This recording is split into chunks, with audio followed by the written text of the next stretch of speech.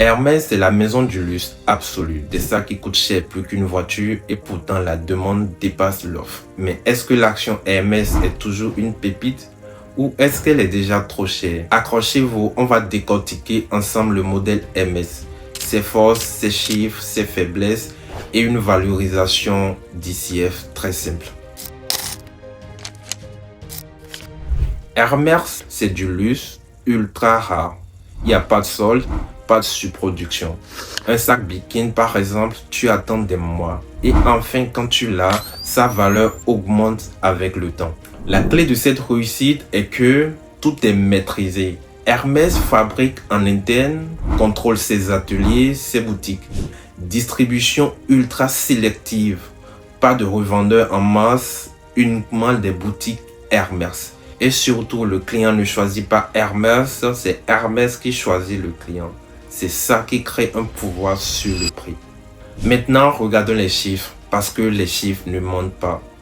En 2024, Hermès a fait 15,2 milliards d'euros de ventes, avec une marge opérationnelle de 40,5%.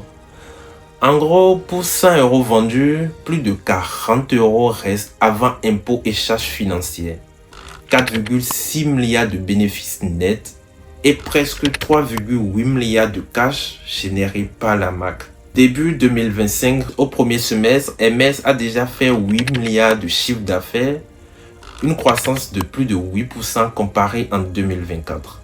Une marge en hausse de 41,4%. Le bénéfice net s'élève à 2,25 milliards de dollars et toujours plus de 10 milliards de trésorerie nette en caisse. Hermès est donc une vraie forteresse à cash. Mais où ça marche le plus? En regardant par région, on remarque que le marché japonais représente à lui seul plus de 16% du chiffre d'affaires du groupe. L'Europe a plus de 11%, l'Amérique a plus de 12% et l'Asie-Pacifique au Japon a plus de 3%. Le cash, c'est les nerfs de la guerre. Hermès, on le sait tous, c'est une machine à cash. En 2024, près de 3,8 millions d'euros. Et au même premier semestre, après investissement et dividendes, il reste presque 1,9 milliard de cash net. Ça leur donne une liberté énorme pour investir dans de nouveaux ateliers, ouvrir des boutiques et faire patienter les actionnaires avec des dividendes. Alors, on se pose la question, pourquoi Hermès est si unique? Les points forts que je peux souligner, c'est une marque mythique qui utilise son savoir-faire artisanal. Hermès a un pouvoir de prix incroyable, une marge supérieure à 40% et un bilan blindé de cash. Mais toutefois, attention aux risques. Hermès dépend beaucoup de l'Asie et du tourisme. Et avec les droits de douane aux USA, ils sont obligés d'augmenter les prix. La suite logique que je vois, Hermès ne veut pas grossir trop vite. Ils ouvrent de nouveaux ateliers cuits en France, mais toujours avec la même recette, croissance contrôlée. Ils continuent d'ouvrir des boutiques dans des grandes villes stratégiques. Bref, Hermès avance lentement mais sûrement et surtout sans diluer l'exclusivité. Parlons du prix de l'action. Hermès, c'est l'action la plus chère dans le domaine du luxe. Son PER est à 47 fois. Sa valeur sur l'EBITDA est à 28. En face, LVMH est à 21 et Richemont à 23. Donc, Hermès se paye 2 fois plus cher. Pourquoi? Parce que les investisseurs payent la qualité et la rareté de la marque.